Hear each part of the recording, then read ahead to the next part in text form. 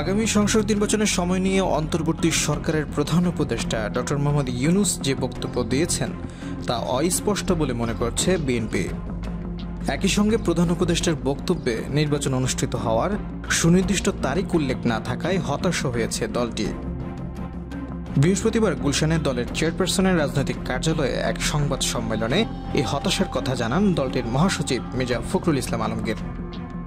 মির্জা ফখরুল বলেন, 18 ডিসেম্বর রাতে বিএনপির স্থায়ী কমিটির সভা অনুষ্ঠিত হয়। সেখানে দলের ভারপ্রাপ্ত চেয়ারম্যান তারেক রহমান সভাপতিত্ব করেন।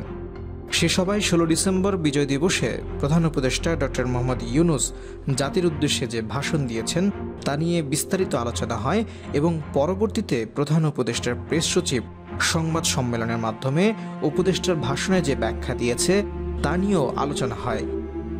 ডক্টর ইউনূসের ভাষণে নির্বাচন সংক্রান্ত বক্তব্য অস্পষ্ট বলে দাবি করে মির্জা ফখরুল বলেন, সভা মনে করে তার বক্তব্যে নির্বাচনের একটি সম্ভাব্য সময়ের কথা বলা হলেও নির্বাচনের রোডম্যাপ সম্পর্কে কোনো সুনির্দিষ্ট বক্তব্য রাখা হয়নি।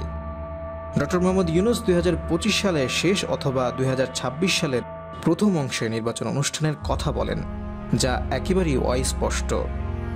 নির্দিষ্ট কোনো সময় উল্লেখ নেই, অথচ তার প্রেস সচিব বলেন 26 সালের জুন মাসের মধ্যে নির্বাচন অনুষ্ঠিত হবে, যা পরস্পর বিরোধী। সাংবাদিকদের এক প্রশ্নের জবাবে মির্জা ফখরুল বলেন, আমরা আশা করেছিলাম প্রধান উপদেষ্টা নির্বাচনের সুনির্দিষ্ট রোডম্যাপ দিয়ে দিবে, সেটা তার বক্তব্যে নেই। এটা আমাদের হতাশ করেছে। আবার তার প্রেস সচিব যা বললেন সেটা সাংঘর্ষিক।